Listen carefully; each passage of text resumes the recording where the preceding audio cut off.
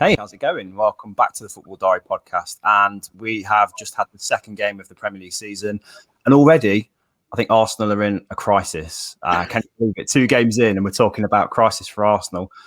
Same old Arsenal, really, wasn't it? 2-0, they lost to Chelsea.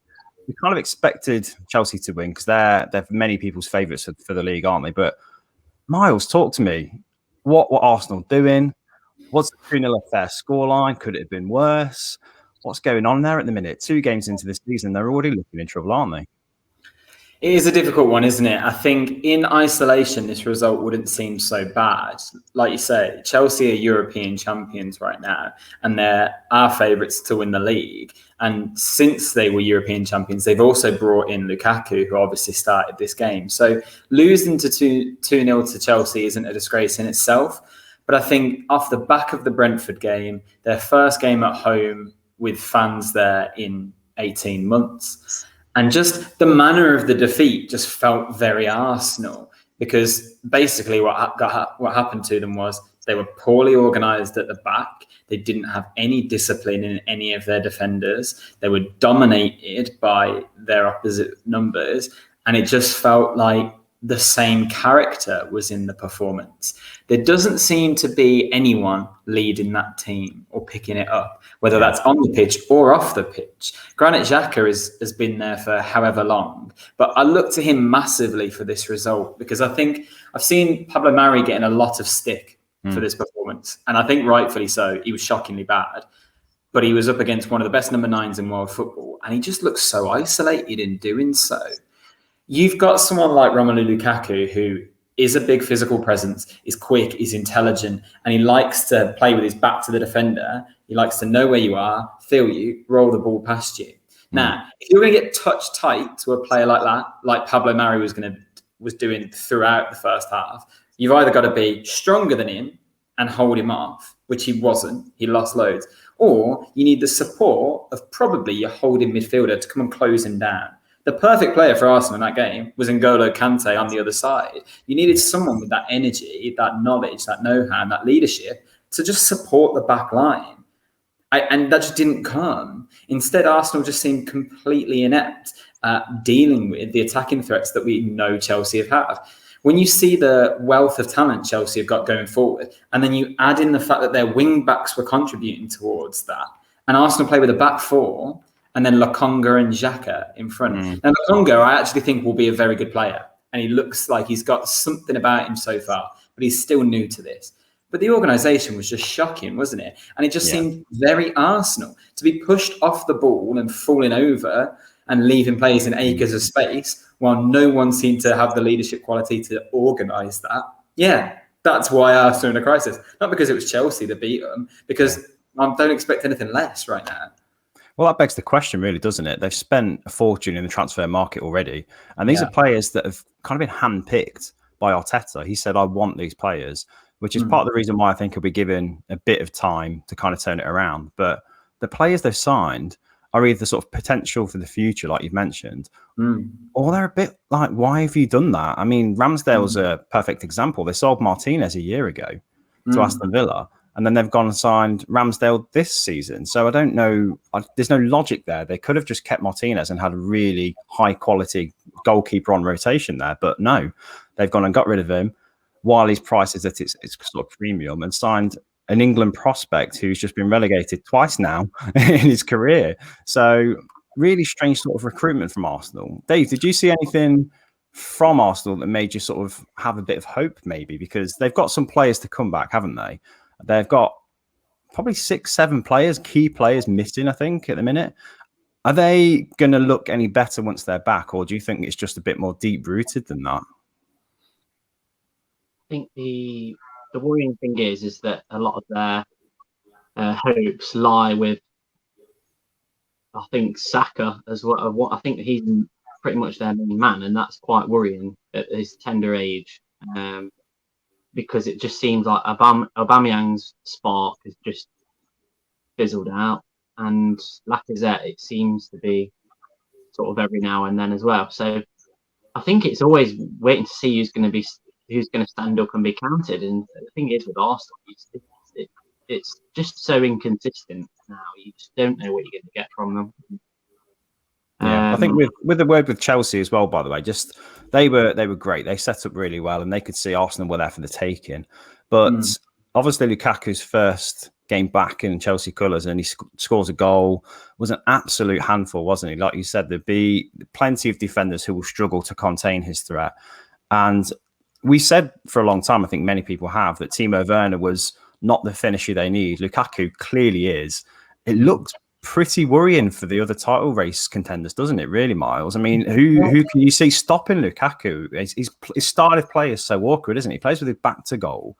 You try and put more than one person on him and you create pockets of space elsewhere. And obviously Chelsea had a lot of look down the wings as well. Reece James in particular played brilliantly and found no end of space. But how do you contain that Chelsea threat? Who can compete with them this season? Well, we've said already that we see Chelsea as favourites for the title. So when you say can people compete with Chelsea, this is why, because their setup and their versatility, they can attack you from every angle, and that's fantastic. There are definitely ways to counter Lukaku's threat in some ways. I was surprised, and maybe it's down to selection and availability, but I was surprised that Arsenal set up with a back four. That was an odd choice to me. When you know that Chelsea's wing-backs like to get forward, you know that Lukaku will put himself on one man and try and counter him. Whether this is his debut, but it's not a player that we don't know about. There should be enough know-how to have countered that. And Arsenal didn't really set up for the occasion. And I think that's kind of what they've got to start doing a bit more. The frightening thing for me, if I was an Arsenal fan, is only, 2-3 years ago, these two sides were in the Europa League final together with Emery and Sarri as managers, and also finished 2 points apart in the league. Since then, Arsenal have finished 8th twice, and they are the third highest net spenders in the Premier League over the last 5 years. So what's their plan? Because if you are falling behind at such a speed that you're finishing 8th and outside of European football, while the other team are going on to win the Champions League in that time, and we're talking about winning the Premier League this season, and you're spending more money than them net. Yeah. Where's the strategy there? What are Arsenal trying to achieve? So it doesn't surprise me to see Chelsea pulling away. Their attacking talent is fantastic. We're talking so much about Lukaku because it was his debut. He got the goal. He did completely bully the Arsenal defenders. He made them look awful. But for me, the two other people that deserve massive credit, and you said it already, Reece James, he was fantastic. Yeah. To the point where it turned Kieran Tierney into a very bad fullback, and he's actually a very good player. He doesn't look fit, and obviously he went off injured, but fit or not, allowing him so much space and the freedom of that right-hand flank is criminal. And I think other teams will be wise to that and wise to that threat. But also Kai Havertz, we said that we thought he'd have a good season, and I thought he was really impressive as well. And I think Lukaku will bring the best out of his game as well, because he's an intelligent mover, he's a good passer of the ball. And if Lukaku has to back into a defender and can't turn them, you know that Havertz is going to be that out ball. He's going to be there as an outlet. So I think those two are going to play really well together, and they showed it in this game. So who can stop Chelsea? A team with a better manager, a team with a more solid and established back line, a team that are prepared for a fight. The thing that bothers me is we're seeing already 2 games in England. I watched all of Serie A's footage.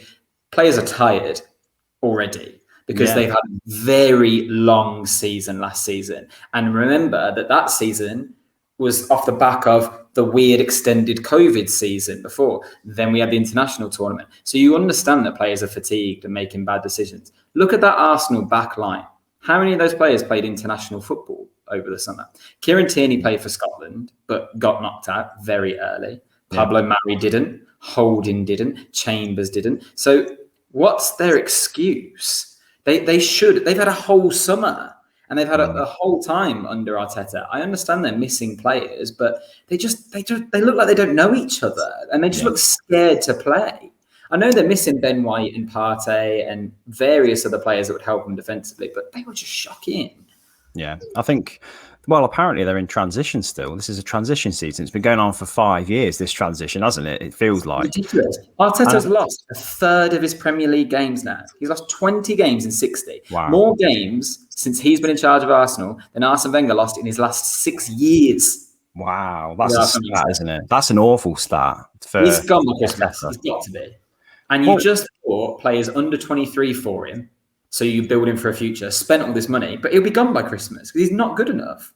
Well, I don't think they will get rid of him this season. I think they'll resist and see how it plays out. Yeah, because, I mean, it depends what the expectation on this team is. But with the transfers they've made, okay, they've spent a lot of money, but they've gone for quantity and they've got sort of more players to build their squad. And I kind of see the logic.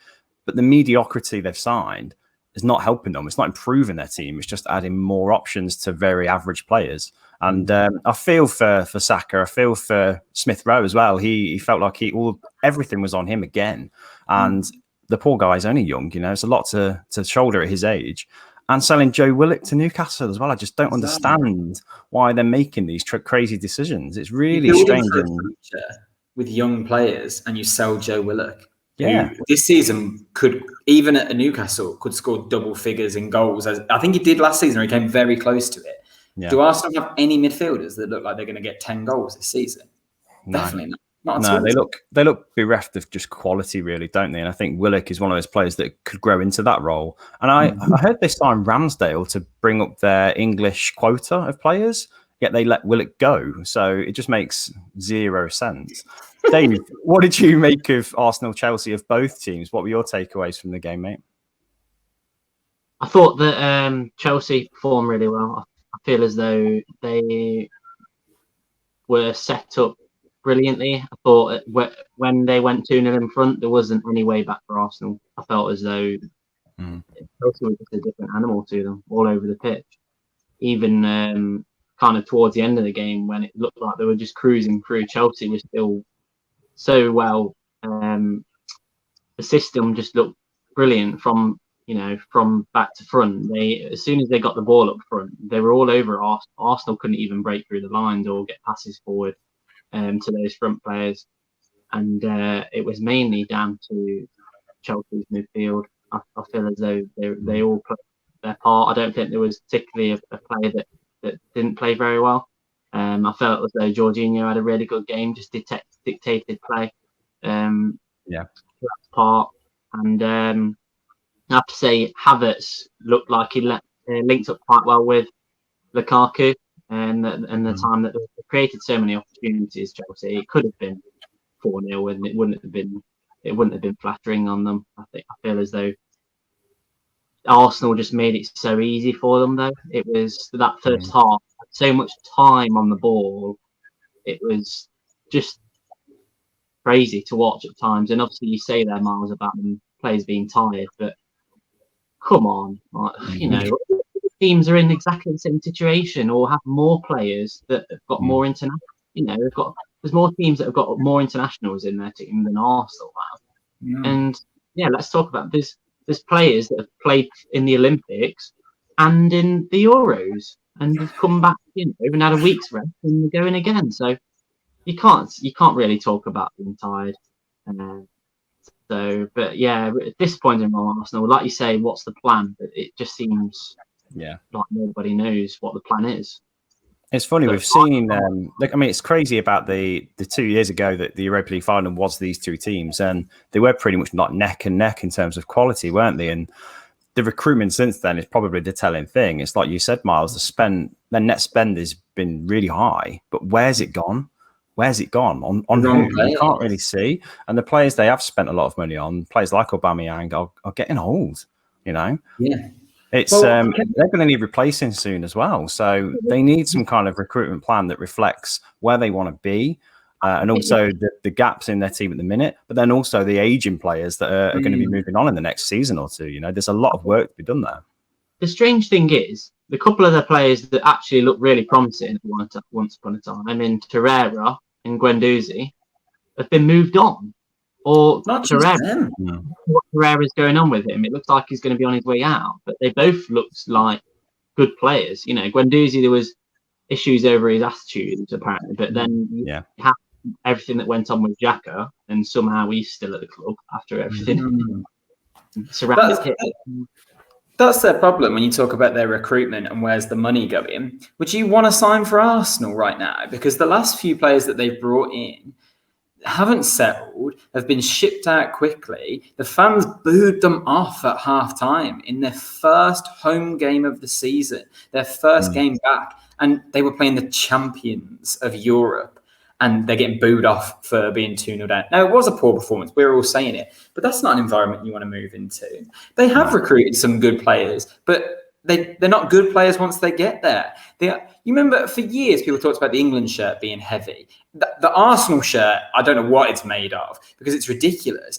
Thomas Partey went there last season and everyone thought, incredible signing. We haven't seen anything of him yet. Yeah. William Saliba is out on loan at Marseille again while Pablo Mari's back there getting bullied.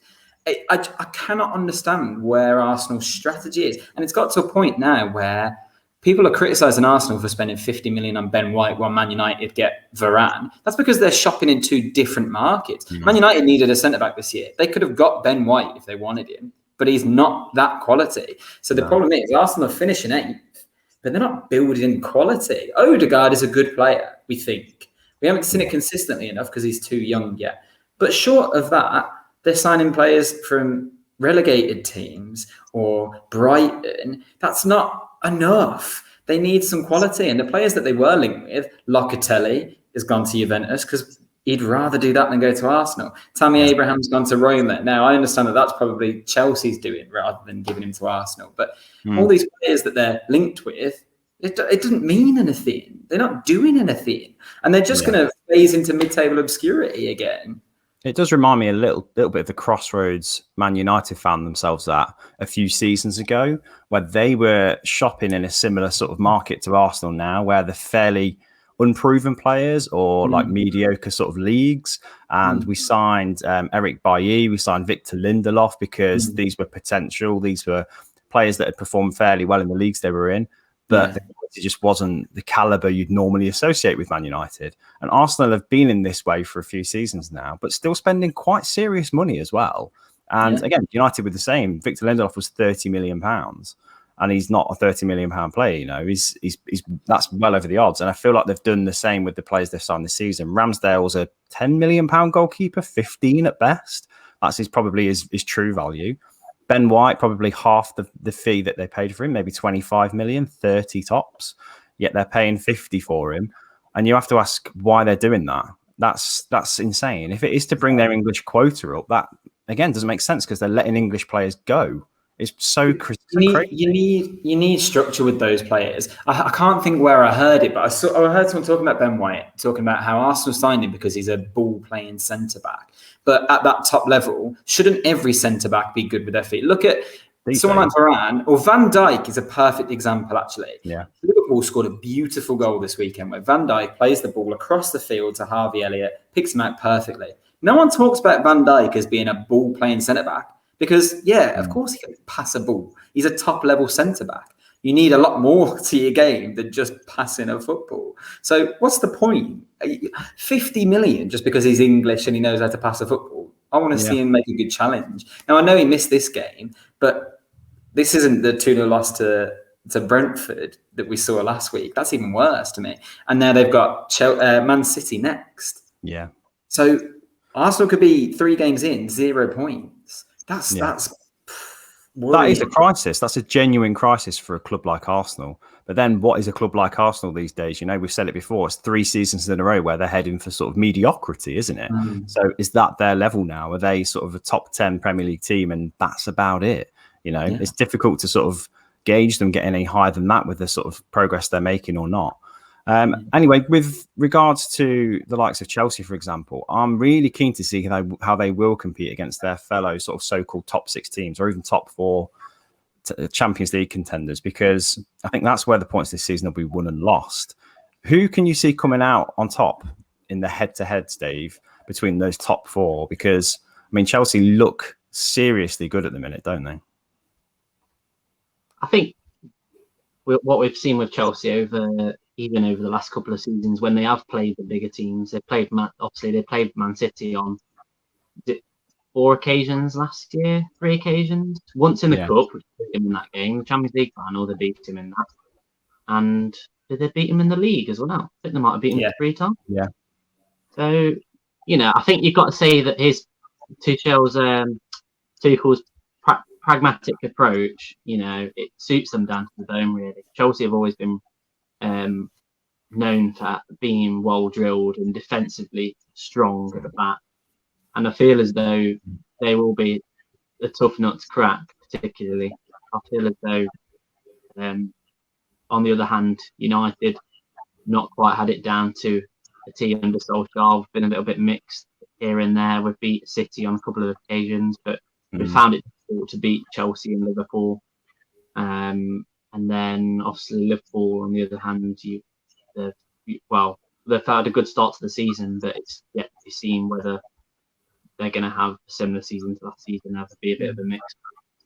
But I feel as though Chelsea are probably, like you say, are the favourites. Man City, depending on what happens between now and the end of the window, I feel like they need a striker. It showed in that first game. But I feel as though Man City, in the way that they play, they just need a different way of playing. They need a striker if they want to change their plan, because we know they can score goals, they can create chances, but I feel like they need that target man who's going to enable them to take them up to that next level. Yeah, I think the top four positioning of the four of them, we couldn't even decide really what the set top four was, could we? But I think we all put Liverpool as like outsiders of the four. How do you see it playing out, Myles, with the top four head-to-heads in particular? Because, again, like Dave was saying, there's interesting sort of dynamics between the teams. Who do you think will come out best in those games, in your opinion? And also, while you're on that subject as well, Arsenal, where would you place them this season come the end of it? Because we didn't talk about that in our previews, did we, where the middle of the table would line up, but where will they sit?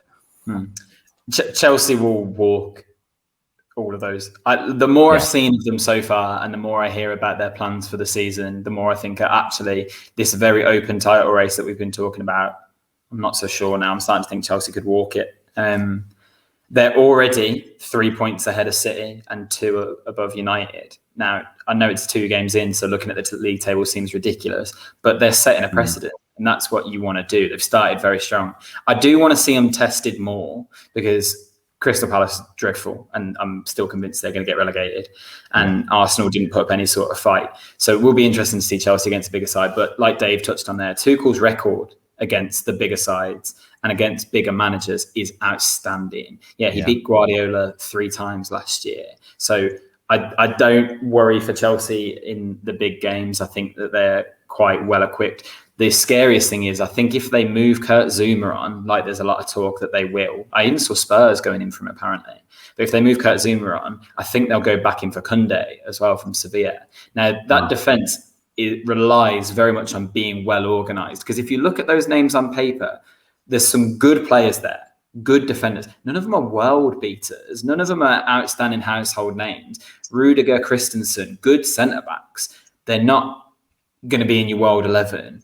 So if Chelsea even strengthen on the personnel with that system, I think that they could be really frightening against big sides. As for where Arsenal will be, more of the same. They've got enough quality in their squad to put them in the top half of the table without a manager, really.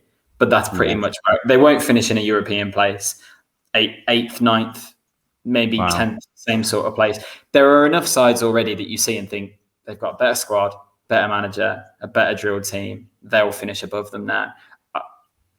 I'm quite confident we'll finish above them this season, if I'm honest. Yeah. And I'll probably regret that. And my father-in-law will wind me up about it at the end of the season when we don't. But 100%, I worry about Arsenal having any sort of success. And the longer you're out of Europe, the harder it gets to get back there. And that was United's worry always. They always started sacking managers at a point where they're out of Europe. Yeah. Arsenal would be happy to let Mikel Arteta just be rubbish for 3 years. It's funny, isn't it? Because we've seen a few of the teams in action around that sort of part of the league where we expect them to finish. So, I mean, look at Brighton. They look pretty good. They could be a very much a mid-table team. Villa will be top 10 quite comfortably. Where they finish depends on the other teams around them, like Everton. Even they look fairly steady at times with Benitez at the helm. So, yeah, Arsenal look at the minute after 2 games, not even on the same level as those at the minute. So it is worrying. As for Chelsea, I'm surprised you think they're going to finish that far ahead of the chasing pack. I mean, I don't think, for example, they've got Liverpool this weekend, haven't they, Chelsea, this coming weekend. How Klopp will set up against them will be interesting to see, because I think teams against Chelsea in the top four especially will start playing quite pragmatically against them. There's so much threat coming at them that I think that they will probably do 3 at the back in some cases, because there's so much threat to contain. Down the wings as well, you've got to counteract that somehow. They look very dangerous in most attacking areas against Arsenal, but they let them do that. And I reckon that will be something that teams will definitely counteract or look to, especially more sort of wily managers like Klopp. I think they'll definitely set up to frustrate Chelsea, which is weird because last season Klopp was trying to do the exact same to those other teams. He was trying to sort of defend resolutely and look very organised, but they just didn't have a cutting edge up front. And I think Lukaku changes their dimension so much up front, doesn't he? And I'm really keen to see how they contain him as a threat as well. That was the other thing that baffled me about this game. Not to just go on about Arsenal for the whole podcast, but when we looked at the space that Reece James was allowed on that right-hand side, we've all said that Arsenal side is quite poor, but their 2 best players are probably Saka and Tierney on the left-hand side. Yeah. So you would have thought that would completely nullify the threat of Reece James. Saka has got bundles of energy, has played at fullback before. You'd expect him to be tracking back, working hard against his fullback. And Kieran Tierney is easily Arsenal's best defender. Yeah. So the naivety to not set up properly, you're right. I'd be surprised to see Klopp make that mistake as well. It's yet to see whether Robertson will be fit in time to play or whether they'll be without him again. I wonder who will be tracking Reece James in that Liverpool side. I wonder whether they do a bit of a man-mark job on Lukaku and then try and bring one of the midfielders over to that left-hand side to support, because you don't see the likes of Salah and Mane tracking back for Reece James often enough, do you? No, very true. Yeah, I think with the games coming up that Chelsea have obviously got Liverpool, that will sort of give us a good dimension of what the top 4 will look like. And if Chelsea win that convincingly against Liverpool, that would be a massive statement, wouldn't it? I think that's what a lot of the rivals are kind of worried about, because it's realistic that could happen.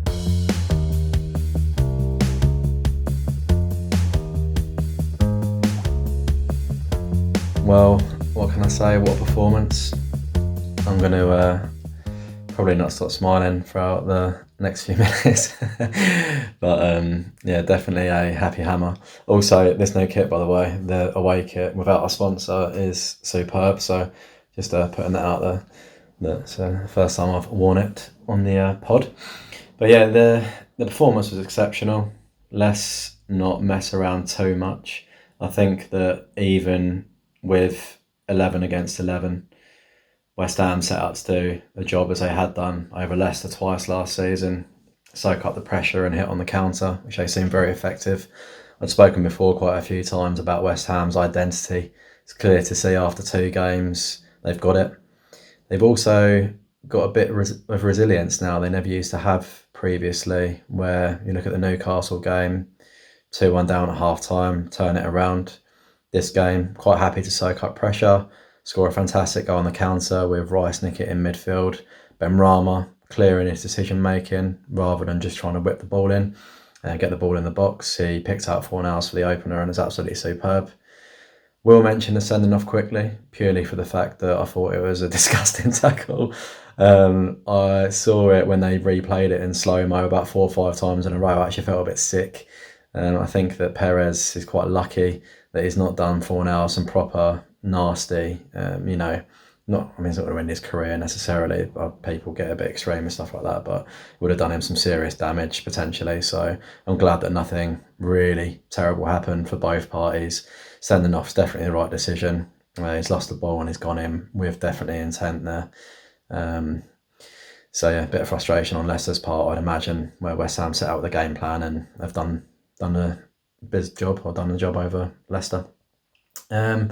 In general, got to mention Antonio as well. What a player. I mean, people refer to him in the past as a poor man's Lukaku. And you can see there's definitely elements of the game that are similar with a hold-up play, laying it off, spinning, getting in the box. I thought his second goal was exceptional.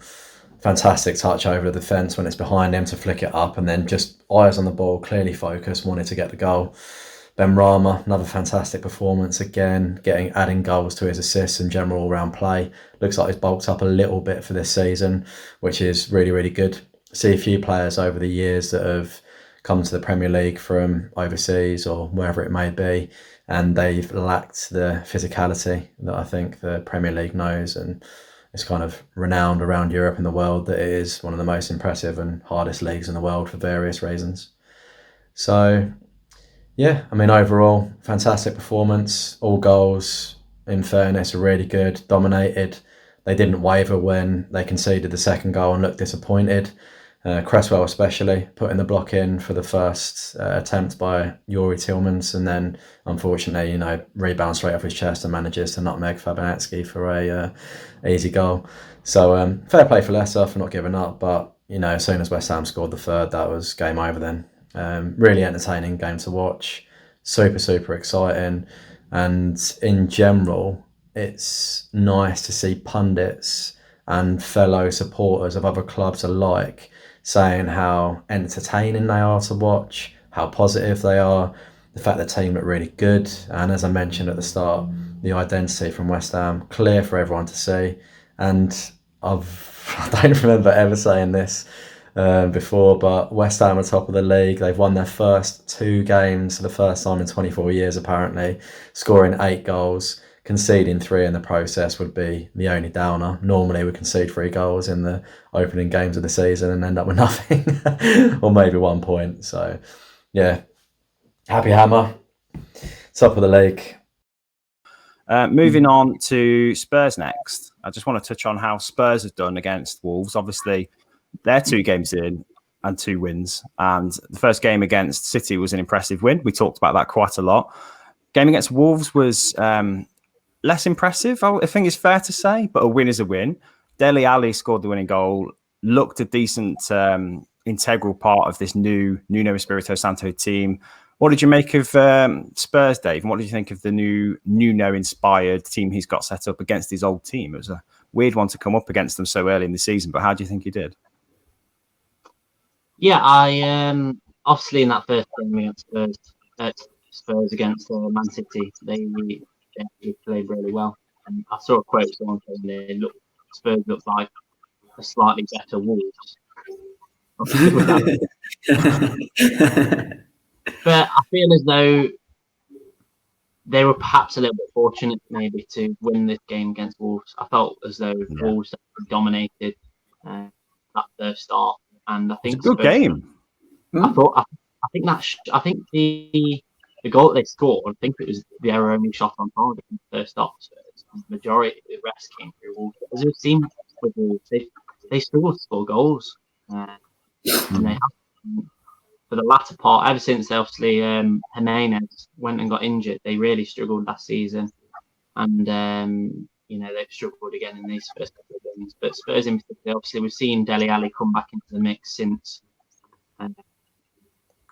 Yeah, I think Dele Alli looked really impressive. I think he looked like somebody who was put at the very centre of the team's plans, and I think Nuno rates him really highly. And I like seeing a prime Dele Alli. He was fantastic when he was at his peak, and it would be good to see him get back in sort of England recognition, wouldn't it? I think he's a great player. But it's obviously when he wants to be, or is it the right manager that can get the talent? Yeah. And it seems obviously him and Mourinho didn't mix, and we've seen that a lot with Mourinho and players in the past. So whether he can kind of revive, kind of bring his career back to where we saw it early on in his, in his career, he was a real talent, and it'd be interesting to see how he does this season. I don't know whether he's the right sort of player for England. I don't doubt his ability and his talent, but I think it's his work rate and off the ball work that he probably needs to work on. I feel as though that's what he might be looking at for him and why he might not select him. Do you know what would really help Dele Alli? What? If Kane goes. I honestly think that frees. We saw it in this game. When Spurs are playing without Kane, they've got that fluid front line that kind of all move between the positions, and it gives them all license to attack a lot more. So if we do see Kane move on, the Spurs look like they're going to struggle to find a replacement, direct replacement for that. They could invest the money very well on other areas of the squad and try and play kind of Dele Alli just off Son, maybe, as almost like a false nine. I actually think that would really suit Dele Alli because we know he scores goals. Dele Alli at his peak was absolutely outstanding for Spurs because his goal scoring threat was huge from midfield. I think I heard that only Lampard and Toure have ever scored more goals in a Premier League season from midfield than Dele Alli did in his best season for Spurs. So when Dave says, can they get the right manager to get the best out of him? They had that with Pochettino and with Kane. Now I wonder whether it's about having a different system and whether the best way to get the best out of Dele Alli is to make him the focus of your team. He kind of fell out of the limelight for Spurs, and all of a sudden it wasn't all about him. And he is a big character.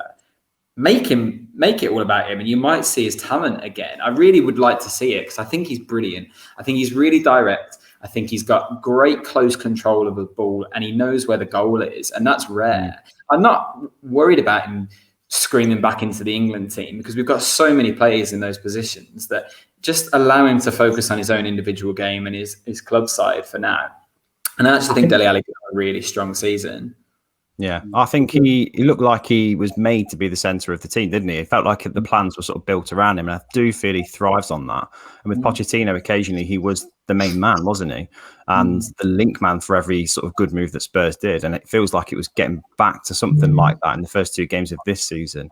However, I will say 25 shots on attempted from Wolves is phenomenal. So they were very wasteful, but I mean, that's a lot to concede if you're the team that's meant to be the favourite for the tie, isn't it? What happened there?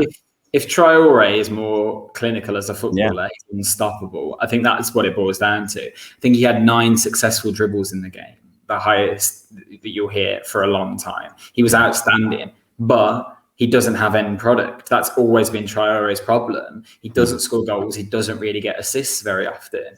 And it's a shame because actually he's box office, isn't he? He's brilliant to watch, Traore. Everything about him, his size, his image, he's just entertaining the way that he plays football. But that's going to be Wolves' problem, whether they've got someone who can put the ball in the back of the net. And they definitely do in Jimenez. However, I've got a sneaking suspicion that if he can prove his fitness before the end of the window, and it looks like he is there, I think he might be someone to earmark as a move. Potentially, I'd be really interested to see if United will come back in for him. I think United will have seen this week. I think United will have seen this weekend that maybe they could do with a number 9, and they've been linked with Jimenez before. I think he's criminally underrated because of the club he's at. If he came into United to play alongside Cavani, because Cavani's not going to play every single game this season, and to support Greenwood in his development, I think they'd have a very good player on their hands there. So whether Spurs go in for him if they lose Kane, City realise they can't afford Kane, or United realise they need another number 9, Jimenez is a perfect option to me. He's scored goals in the Premier League. So Wolves may have a job to keep him on their hands while the window's closing. I'd be really, really interested to see him get a move. No, I think he feels like he probably owes Wolves quite a huge debt of gratitude for the way they sort of aided his recovery. Yeah, he seems quite loyal to them. I think if he was to go to any team at all in this transfer window, it would be as out of the blue probably as Danny Ings to Aston Villa. That kind of like, blimey, didn't see that one coming. And you see what I did there? Nicely on that note, Myles. What did you make of Aston Villa? And that Danny Ings goal, talk me through it. Talk me through how the game panned out. Because I didn't actually see much of it. Like most people, I've seen the goal from Ings on repeat, and it's a joyful goal to watch. It's absolutely beautiful, isn't it? But 2-0 at home against Newcastle. What did you see? What did you make of the way they're set up? And also Newcastle, have you got any words on them?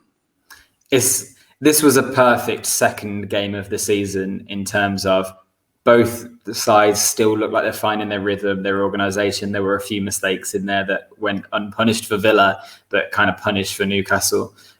We got away with a couple. Obviously, Wilson went through one-on-one in the first half, and you would put your house on the fact he was going to score, and he put it over the bar. They then obviously had a penalty disallowed by VAR because he was offside. So Villa, it could have been very different. If Wilson scores that chance and then the penalty stands, then we're talking about a very disappointing result for Villa, and they need to wake up a little bit. It's still not a full-strength Villa. El Ghazi's still starting on the wing while Bailey's out, getting his fitness ready. But Watkins wasn't there either. But it's better. It's a win and a clean sheet. First game back at home as well, so that's always nice. Danny Ings' goal was absolutely fantastic. He's so clinical to the point where even the most awkward kind of finishes, he just made it look really effortless.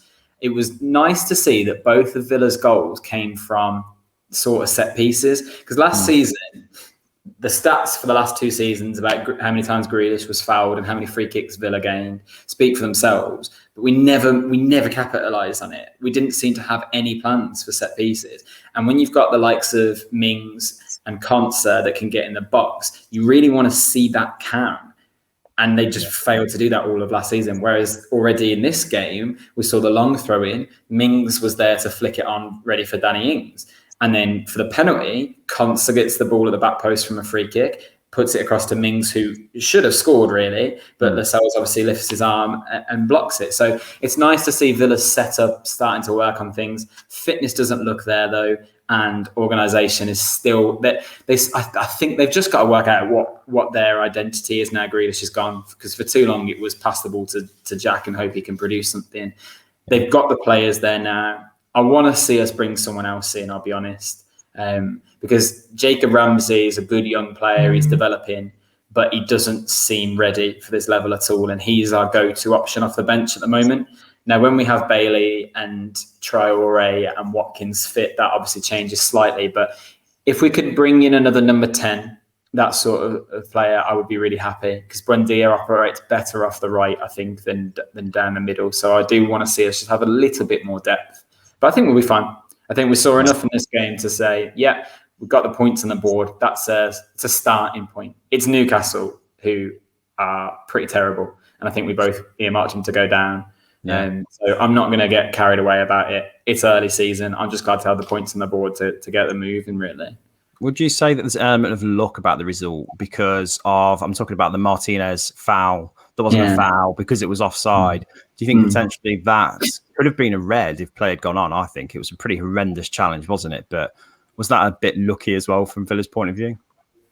It was a poor challenge. I don't think he would have got sent off, because I think there was some sort of attempt at the ball and he wasn't last man. There was someone back covering on the line. But fortunate, I guess, in some ways. But also we got the goals. That's the main thing, isn't it? So I think you could say that about any performance, can't you? The things have got to go your way, and they did for us in this game a lot more than they did in Newcastle's. But even without that, we looked a lot more comfortable. Douglas Luiz is obviously back with us now as well, and he looks strong, which is good to see.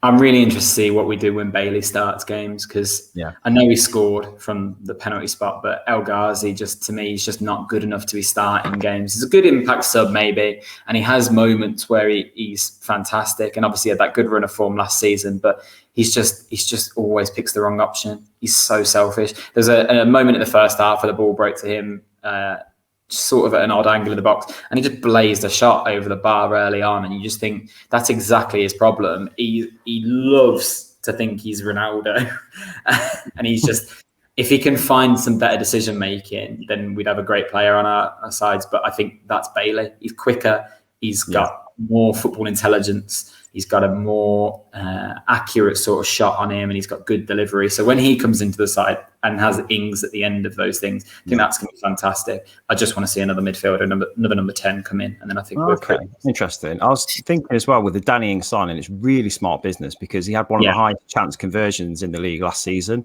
and he had pretty poor quality around him as well in that team, that Southampton team.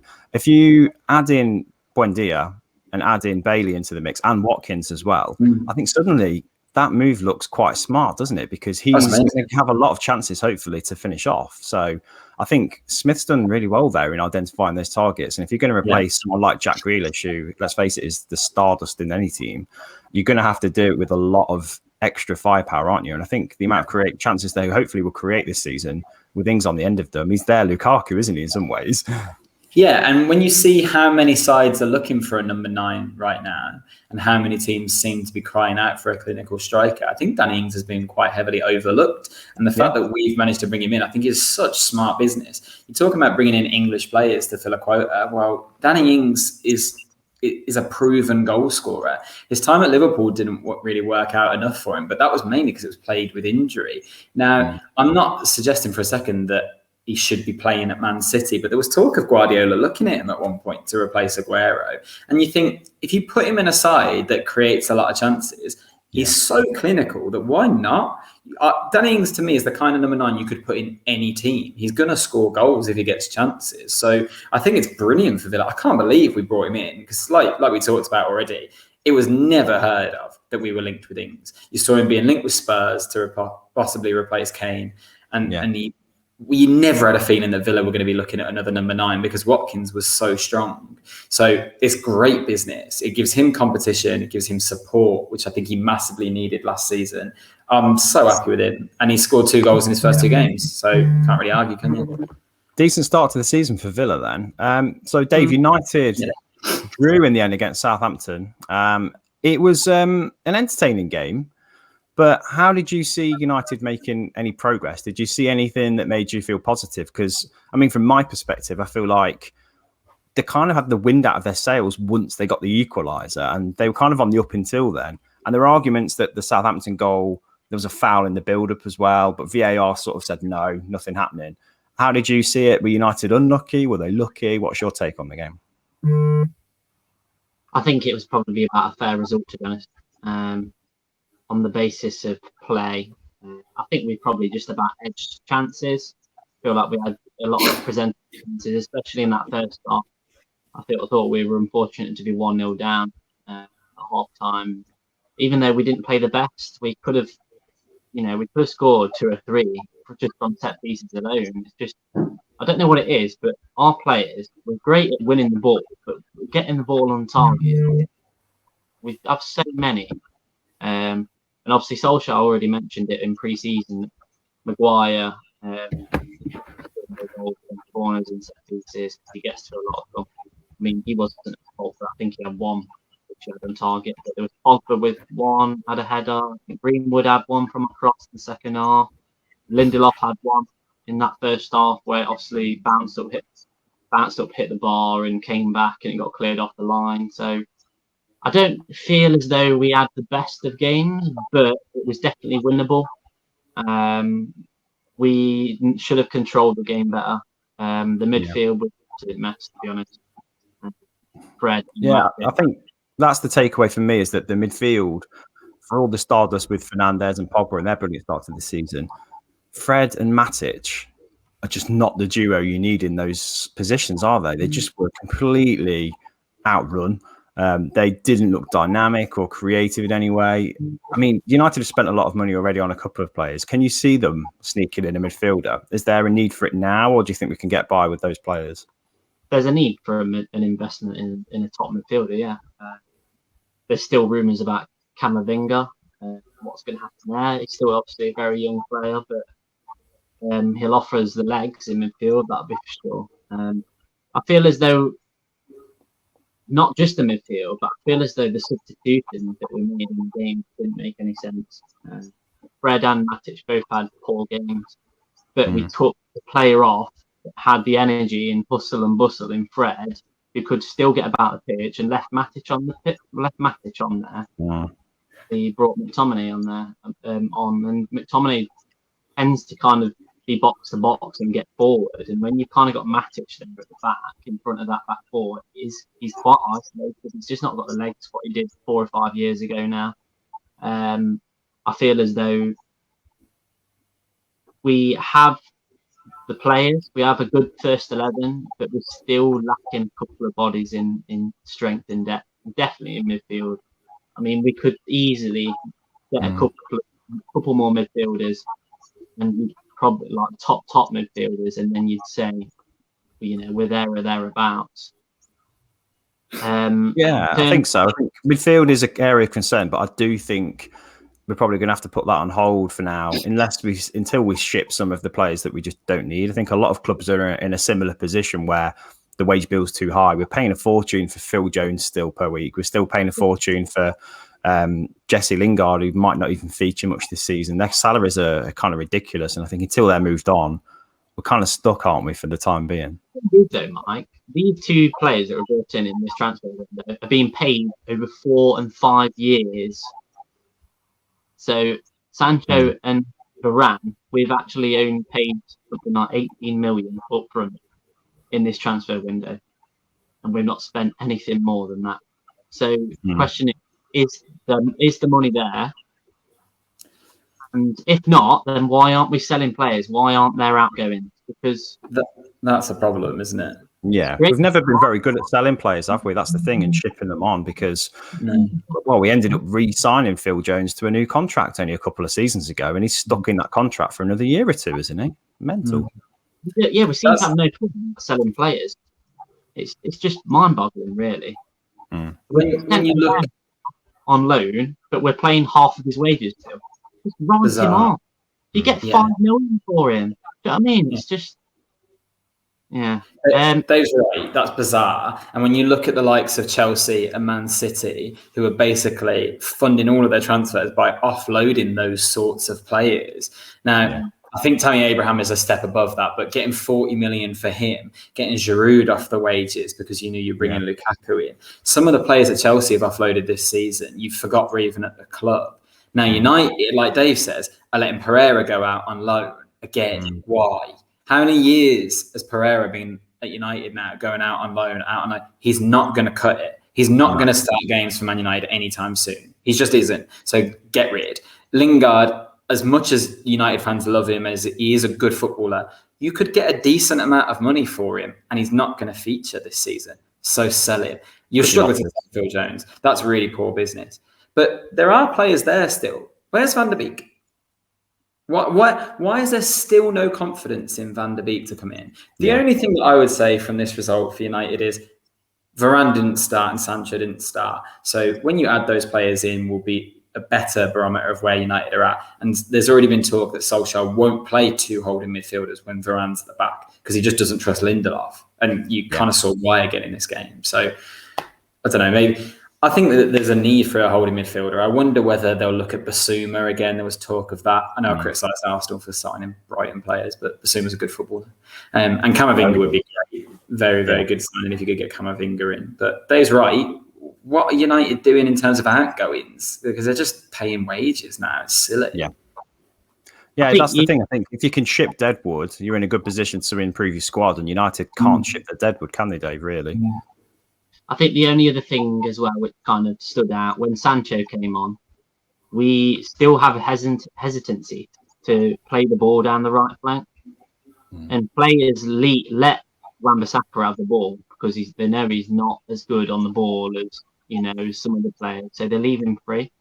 That's the only other problem I feel we need with Wan-Bissaka. He needs to develop that side of the game quickly going forward because he doesn't offer enough, in my opinion. Can I ask you both a question as United fans? Mike, when you say about offloading Deadwood, where do both of you stand on Martial after this weekend? What's Martial's role in this squad right now? Well, that was another one. Why did he stop? Why did you need to throw him in up front? They talk about that Sancho and Varane aren't fit enough to start a game, but then suddenly Martial is apparently, even though he's injured for the last 2 or 3 months of this season, and he's not started a game since 2 or 3 months before this season ended. So why was he fit to start, and then Sancho and Varane weren't? Varane's been back. I know. I think there's a fear that Martial will leave and he'll become really good. I think that's genuine fear from probably United fans as well, but he's got so much potential that he could do that. So I reckon that's Solskjaer's fear as well. I think he sees that he could come good, and I think he's trying to give him a chance to prove that. And he's getting a lot of chances, isn't he? That's the problem. He's another player that we could probably just cut our losses with and take a decent fee for. Scary how much United miss Cavani when he's not in that team. Yeah. That we've got a true number 9 up front that makes those runs and creates movement, not just for himself, but the rest of the team, those gaps that we need to, get the ball into the opposition penalty area, because we just can't make space for ourselves. We struggle to break teams down because there's no movement. From an outsider's point of view, I know it's quite simplistic to say this, but we spent the first half of the podcast talking about how fantastic Romelu Lukaku was. So you look at Martial being given chance after chance. Now, I understand that this is a very different Lukaku to the one that left Man United, and he developed massively at Inter Milan. That's because he was under a very good coach, I will add. So that's kind of United's fault. But I wonder and I question the decision-making at letting Lukaku go. Now he's at a direct rival as one of the best number 9s in the world. But persevering with Martial, who seemed to have all the talent in the world when you signed him, but his application of that talent is so sporadic and he's so inconsistent, and his attitude seems to be so relaxed. I actually think his ability is declining, and he's at an age where it should be improving. It's not just about potential anymore. It could be a case of we've misevaluated his potential. This is a player that when Monaco sold him, they put a clause in the sale of if he won the Ballon d'Or. That's how, I know that's in a lot of contracts, but that's how highly rated he was. He's a million miles off even getting 15 goals this season, the way that he plays right now. And if United could sell him for 40 million, which I think is probably about his market value, that money could be better invested. I'd rather have Jimenez in my squad than Martial right now, if you're looking for a number 9, 100%. Yeah, granted, I'd do that swap. But I mean, we talk about loaning players out when we should have sold them. We should have loaned Lukaku out. Imagine bringing Lukaku back after a season-long loan at Inter Milan and going, wow, come back in, mate, you know. But we got good money for him, I think. We got nearly what we paid for him. But the fact that he's gone to Chelsea just kind of stings a little bit, doesn't it? It was almost inevitable that he would come good again. About Martial there, Myles, as well. When do you see him dribbling and running with the ball now? Especially on that inside left, like he did when he first came for the first couple of years. That first year at United, he was absolutely sensational. You looked at him and you thought he's going to be an absolute top player. I feel as though his physicality, his physique's changed. He doesn't look as slender as he used to do when he first came in. He looks bulkier. He doesn't look as quick. So, I think Solskjaer insists on sort of physicality in most of his players as part of their game. I mean, Greenwood's even bulked up a little bit. Look at Donny van de Beek as well. He's definitely improved his physique, hasn't he? I think still not getting a game. Still can't get a game. I think he will. I think he'll get his chance, and I think he needs to take it when it does come because he's a very good player. But yeah, I think Solskjaer kind of wants some physicality. Maybe Martial's taking it a bit too far, but he has changed his agility in some ways, hasn't he? He was a bit more dynamic when he first joined us.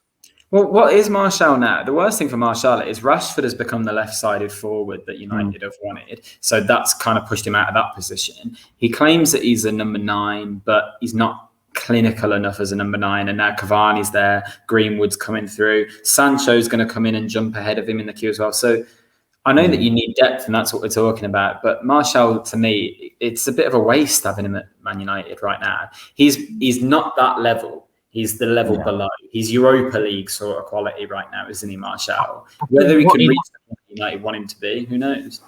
He lacks that hunger to score goals. You know, all number 9 are hungry to score goals. You don't see him making them runs into the penalty area. The only 2 players I think that are hungry to score goals at United are Bruno Fernandes and Edinson Cavani. I don't think there's any players in there that strive, to achieve those numbers that Bruno and Cavani does. Rashford chips in, and I'm sure that Sancho will as well. But it feels like they just lack that sort of mentality. Just really kind of killer instinct. Definitely, that's why you need Jimenez. I honestly think it. He's not necessarily him. I know I'm pushing that boat out loads. If United had Danny Ings up front this weekend, they would have won the game. They would have. I think if you had a who wanted a goal, you would have got it. I think the only thing with Jimenez is we've obviously got Cavani, who's going to be in the last year of his contract, seemingly, and then it looks like we're going to go out for Haaland, along with probably a couple of other clubs. Chelsea made their move; they're going to be out of the race. Along with, I don't know if Liverpool will be able to afford it. They've still got all their front three there. Man City, if they get Kane, they'll probably be out of the race. It'll be between United, PSG and Real Madrid, potentially. And Real Madrid are the big talk right now. For everything I've heard is that Real Madrid are putting everything into trying to bring in Haaland and Mbappe. They're hoping that Mbappe will let his contract run down at PSG this year, and then he'll be on a free in the summer.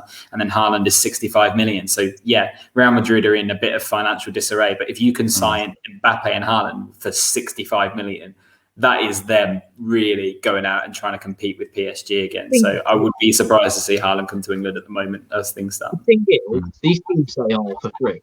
But then they don't. Then the agents think, of course, you can give me 30 million. The player can get 7,000 in the week. So in the end, it's not really. It's free. But Perez would do that all day. Really, you love that. Last word on United. Actually, I'd rather sign someone like Camavinga or Ndidi at the minute than Jimenez or an Ings-style player. Yeah, I think so. I think that would enable the front line a lot more. And we've got so many players that can play the Martial role that I think we can let that slide, to be fair. You say he is a central striker, but I've never seen him as a central striker. I've always seen him as a sort of a left-sided inside forward almost, in the now Rashford role, basically. So would not be sad to see Martial go. I know Dave probably would a little bit, but I don't think we're losing anything if he does go, and we should just take the money and run. I think you'd say about Basuma. I think he'd be an absolutely brilliant signing. I don't know why. Yeah. There are other teams that are in for him, to be honest, because every time I've watched Brighton, he's been absolutely at the centre of everything, from the transitions through midfield to attack. He looks quality, and I go as far as saying he would slot straight into that front two, in front of our back four, Basuma, because I just think he's a better player than Fred and McTominay. Well, Mike just said the name for me. Every single year, Leicester seem to let one big player go, and that's their model of maintaining success, maintaining winning. I'm amazed no one's ever looked at Ndidi, because Ndidi's fantastic. How no one's ever looked at him is bizarre. If they offload him, I think they go for Basuma, Leicester. Yeah, probably. Yeah, that's the thing. I don't think Leicester would let Ndidi go without paying 70 million plus for him. Oh, he's fantastic indeed. Because it's Leicester. That's the way they operate, isn't it? And that's rightly so. That's how they keep their model going. But yeah, he'd be a fantastic addition to the midfield. That bit of bite, that willingness to sort of fight for the ball. We just don't have that at the minute, really. Not in any quality anyway. It's kind of misguided energy with Fred, which it's like a headless chicken sometimes. Fred. Or the sluggish McTominay. Not sluggish McTominay. McTominay is actually a box-to-box sort of player, but the sluggish Matic is what I meant to say. He just looks well out of his depth now in the Premier League. He needs to drop down to sort of the Portuguese league or something again and do something there. But we need some dynamism in midfield, that's for sure. And indeed, he'd be amazing. I'd love that. Fred's so funny. Fred is a £50 million Brazilian midfielder, but he's talked about like everyone's little brother who's just there like trying. Everyone goes, "Oh, Fred, isn't that nice?" And then I think that's why we see. I think that's the only reason that United fans actually quite like him is because he's a likable guy and he does try hard. And the energy and work rate he puts in is not always that fruitful, but it looks like he's trying. So you can sometimes be sort of led into believe that he's having a good game when he's really not. Passes is awful at times. It reminds me a bit of Anderson when we used to have him at United. Yeah, a little bit. He like, the cheerleader in the dressing room and sort of like make everyone laugh. Because Anderson. You expect like an Amazon-style documentary just all about Fred, and it turns out this whole thing was just an elaborate sitcom. Who else but Fred? Like, that's what it's going to be. But at least we're winning titles. Sure that's going to happen. We're winning titles with Anderson in the team. That's the difference, Anderson's son is better than Cleberson. Another quick one. It's not United related. Well, it's from that game, but I thought Livramento played really well for Southampton. Yeah. Southampton got a point. We didn't even mention him. Came from Chelsea, obviously last season. It was their Academy Player of the Year, but they sold him and they put a buyback clause on him. But I'm guessing he didn't want to hang around while he's behind the pecking order, behind Reece James and co. So, but he looked very good. And Ward-Prowse signed a new deal as well, ending all the speculation with Villa and Tottenham. And also he tried to catch the hair off, didn't he? If they go down. If Southampton go down, then he's out. Next season, will he? Yeah. But I think it's a big thing to keep them up, keeping Ward-Prowse, isn't it? Yeah, there's worse teams than Southampton, I think, definitely. Go through the rest of the fixtures. I just want you guys to sort of pick out your highlights before we go. So, obviously, Liverpool beat Burnley 2-0 with goals from Jota and Mane, I think it was. And I thought Harvey Elliott did brilliantly in that game as well. He was really impressive to watch. Palace 0, Brentford 0. Brentford unbeaten so far. So I think Palace were the underdogs in that game going into it, weren't they? After what you've been saying about them, Myles, to be fair. Leeds 2, Everton 2. That was quite entertaining. Villa, Man City 5, Norwich 0, and then Brighton 2, Watford 0. So what's your highlights from the rest of the games, Myles? Don't tell the rest of the Villa fans I said this, but even if it was off his thigh, it was quite nice to see Jack get his first goal. I'm genuinely just really happy for him, so here's what it is. City, obviously, a lot of people saying that they need a number 9, and Jesus comes up with a very good performance, one of the best we've seen from him at City for a really long time, and he turned provider. The thing that I noticed about this City performance, and all right, it was against a poor side, but the year that City looked like they were absolutely flying was when Sterling and Sane just made a habit of getting exactly to the byline and cutting the ball back to the other one who just was stood free in the 6-yard box. And they seem to be doing that again in this game. So that could be quite exciting for them in terms of getting goals. I don't think they're going to get Kane. I'm pretty confident Kane's going to stay now. He came on for Spurs, and the fans gave him a warm reception. He nearly scored. So I think he's set them with the idea that he's just been priced out of a move. His contract's too long at Spurs for them to settle on anything other than they're talking about 150 million. And City have all the money in the world, but they ain't got that much to be spending on him right now when Haaland could be available for 65 next summer. So I think that was good for City to see that they can get goals without Kane. Other than that, the only other highlights, Liverpool I thought looked really efficient. Their goals seemed more Liverpool than we've seen of them recently. And Damari Gray looked great for Everton. Yeah, I love his celebration as well, where he attempted the knee slide after scoring for Everton and just completely ruined it. Just did like a forward roll. Could have injured himself there. Dave, anything stick out for you from the rest of those Premier League games, or any one stick out for you?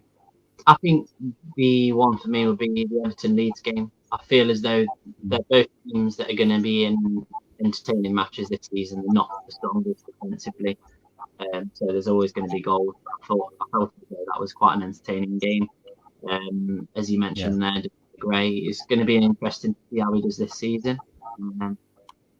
And obviously they've potentially picked up an absolute bargain that if he can, prove, half useful, then that's a really good acquisition for Everton. Rafinha as well. I feel like there's going to be big expectations on his shoulders this season.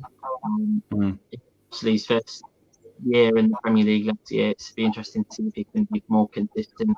He scored a really good goal, and I feel like he'll be.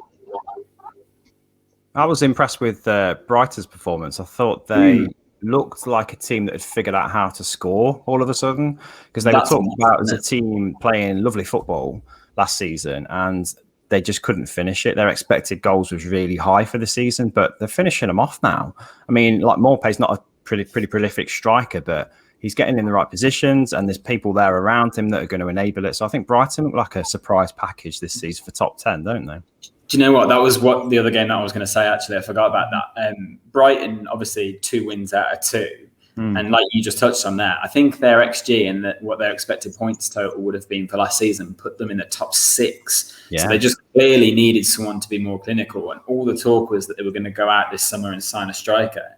They've not done that, but they're scoring goals. So that could be if they can hold on to Basuma to the end of the window, I think they look like they'll be a solid mid-table side. I don't think they'll push Europe or anything. I don't think they've got the quality, but they seem to have a good setup, so fair play to them.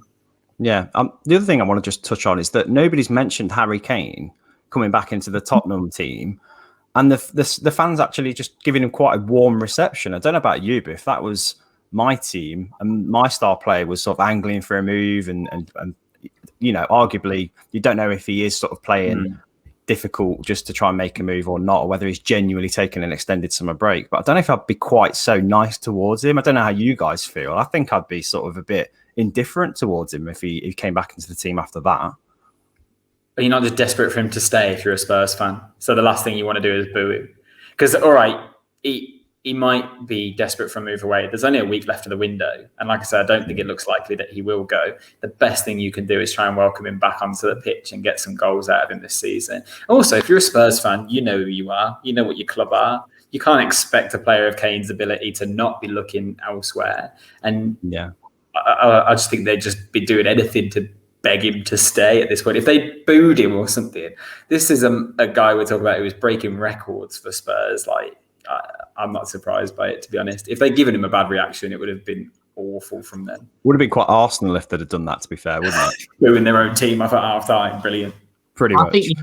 I think Rooney got a bad reception, didn't he, from United when Rooney came out and basically said he was angry and confused and was angling a move towards Man City all those years ago. I know he obviously got a bad reception for that, but obviously that's different. United are United, and big players have left United and continue to win things over the years. Like you say there, Myles, Harry Kane's Harry Kane. When have they had a striker like him? Well, that's the difference.